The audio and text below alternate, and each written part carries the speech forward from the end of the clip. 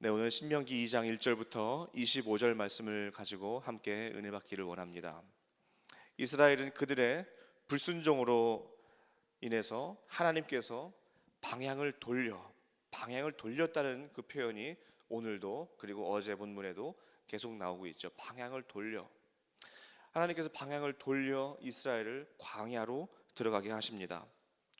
이제 광야를 지날 때에 여러 민족들을 통과하게 되었습니다. 특히 하나님은 에돔 그리고 모압, 암몬 이 족속을 통과하도록 하셨는데 그들과의 전쟁을 하지 말아라라고 명령을 하고 계십니다. 그들과 전쟁을 하지 말아야 되는 첫 번째 이유는 그 족속들의 땅을 이스라엘에게 기업으로 주지 않았기 때문입니다. 5절 보시면 에돔 족속을 가리켜 이르기를 그들의 땅은 한 발자국도 너희에게 주지 아니하리니 이는 내가 세일산에서 에서에게 기업으로 주었음이라. 9절에도요 모압 땅을 가리켜 이르기를 그 땅을 내가 네게 기업으로 주지 아니하리니 19절에서는 암몬 자손에게 암몬 족속의 땅은 내가 네게 기업으로 주지 아니하리니. 자, 지금 이스라엘의 기업은 어디에 있을까요? 지금 이스라엘이 하나님께서 이스라엘에게 베풀어 주신 그 기업은 어디인가요? 가나안 땅이죠. 이스라엘은 가나안 땅을 기업으로 받는 그러한 족속입니다. 그 에돔, 모압, 암몬 족속의 땅을 하나님께서 이스라엘 백성들에게 기업으로 주지 않으셨어요. 지금 이 광야는요 그 약속의 땅, 그 기업으로 주신 하나님의 그 약속의 땅으로 나아가는 잠시 거쳐가는 과정일 뿐이에요. 그 기업의 땅으로 나아가기 위한 연단의 장소이고 잠깐 거쳐가는 장소이기 때문에 그 광야에 있는 족속들과 전쟁을 벌일 필요가 없었어요. 그들의 기업을 가지고 전쟁을 할 필요가 없었다는 말입니다. 우리 인생도 한번 살펴볼까요? 이 땅은요 잠시 있다가 갈 그러한 곳입니다. 우리가 결국에 궁극적으로 가야 할 그 땅은 어디이죠? 한국인가요? 아니죠. 영원한 우리 하나님 나라. 우리 하나님 나라가 우리의 영원한 기업이 되는 거예요. 그 하나님 나라로 가기 위한 잠시 거쳐가는 곳이 바로 이 땅이에요. 그래서 이 땅에서 우리가 기업을 얻기 위해서 싸우거나 전쟁할 필요가 없다는 말입니다. 우리는 그저 나그네예요. 나그네가 잠시 있다가 가는 그곳을 차지하기 위해서 싸우지 않습니다. 떠날 것이기 때문에 그래요. 곧 떠날 거예요. 떠날 건데 그것을 가지고 싸울 이유가 없다는 말입니다. 참 우리가 얼마나 이 땅에서 살아갈 때에 이 땅의 것들 가지고 많이 그렇게 싸워요. 그런데 참 이 나그네 인식이라는 것이요 참 중요한 그 우리의 인생의 그 큰 틀이에요. 나그네다. 나그네가 잠시 있는 그곳에 페인트 칠하고 카페트 깔고 가구 들여놓지 않잖아요. 곧 떠나니까요. 그 땅을 차지하기 위해서 전쟁할 필요가 없는 것이에요. 그리고 또한 이 족속들과 전쟁하지 말아야 하는 두 번째 이유가 바로 7절에 나오는데요. 7절이요. 우리 7절 한번 다 같이 한번 읽어보도록 하겠습니다. 7절입니다. 시작. 내 하나님 여호와께서 내가 하는 모든 일에 내게 복을 주시고 내가 이 큰 광야에 두루 다님을 알고 내 하나님 여호와께서 이 40년 동안을 너와 함께 하셨으므로 내게 부족함이 없었느니라 하시기로. 아멘. 하나님께서 이스라엘 백성들에게 광야 생활 동안에 놀라운 은혜를 부어주셨어요. 우선 모든 일에 복을 주셨다라고 말씀하고 있습니다. 자 보세요. 광야가 징계인가요? 복인가요? 이스라엘에게 있어서 광야가 징계예요? 복이에요? 우리는 복이라고 이야기할 수 있습니다. 그런데 이스라엘에게 있어서는 너무나 이 큰 극심한 징계였죠. 그런데 히브리서 12장은 참 재미있는 표현을 하고 있어요. 주께서 그 사랑하시는 자를 징계하시고 그가 받아들이시는 아들마다 채찍질하심이라. 하나님이 아들과 같이 너희를 대우하시나니 어찌 아버지가 징계하지 않는 아들이 있으리요. 징계는 다 받는 것이오늘 너희에게 징계가 없으면 사생자요 친아들이 아니니라. 자, 광야는 불순종에 대한 징계였습니다. 그러나 여러분들께서 말씀해 주신 대로 복이에요. 복이에요. 그 복이 되는 이유는 하나님께서 그들을 친아들로 대우해 주셨다는 그러한 말이 되기 때문입니다. 친아들이 아니면 징계하지 않죠. 우리가 옆집에 혼냅니까? 옆집에 아무리 잘못해도 우리가 옆집 애들 혼내지 않잖아요. 우리 자녀를 혼내잖아요.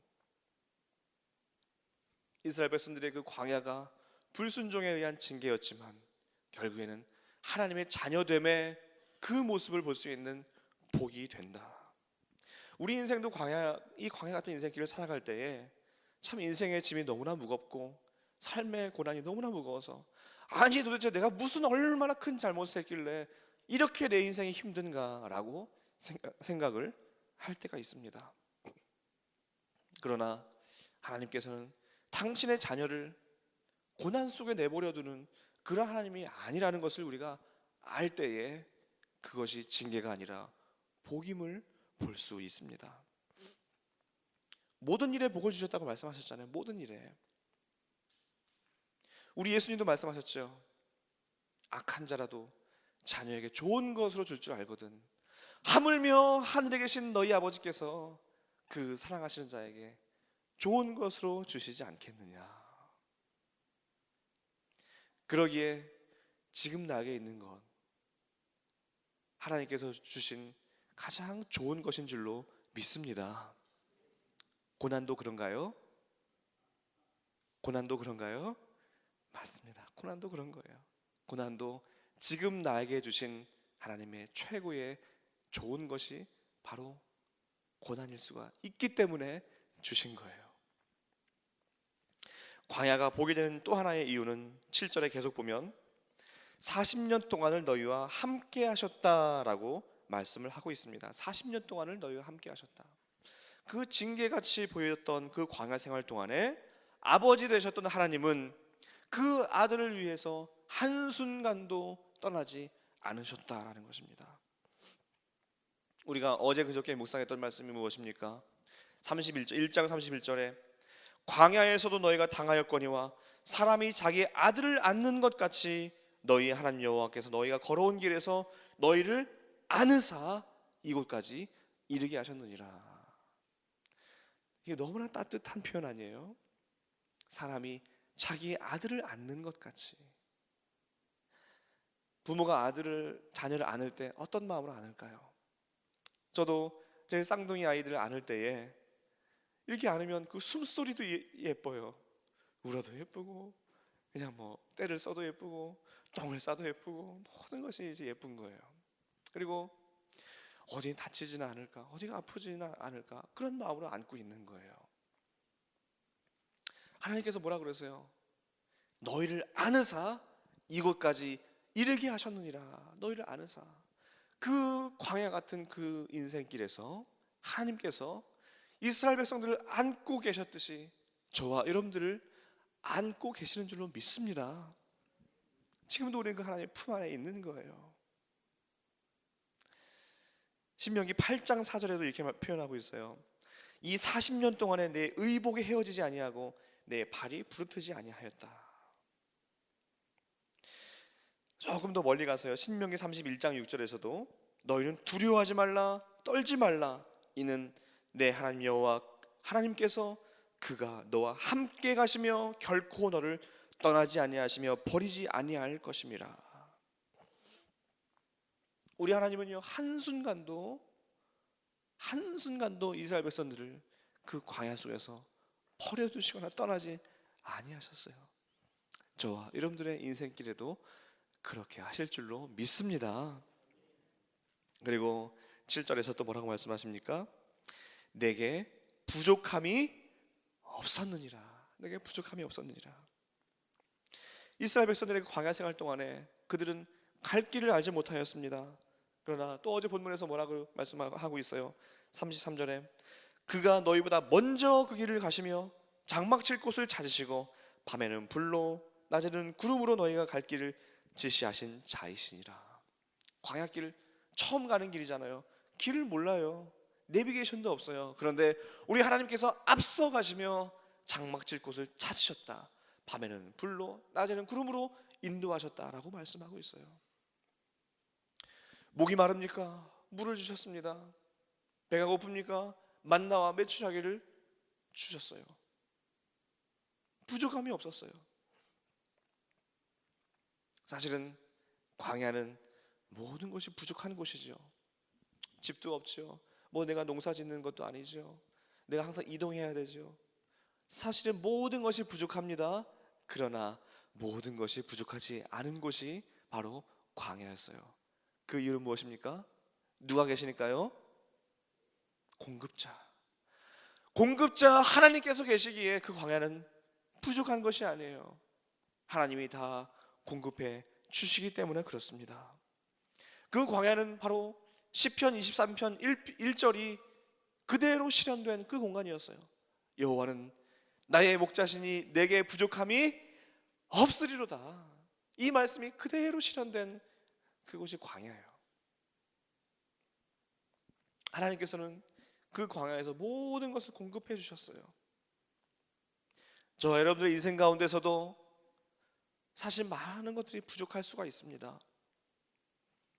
건강이나 재물이나 또 관계나 여러 면에서 부족할 수가 있습니다. 그러나 우리가 모든 것에 부족하지 않는 이유는 우리의 공급자 하나님께서 계시는 줄로 믿습니다.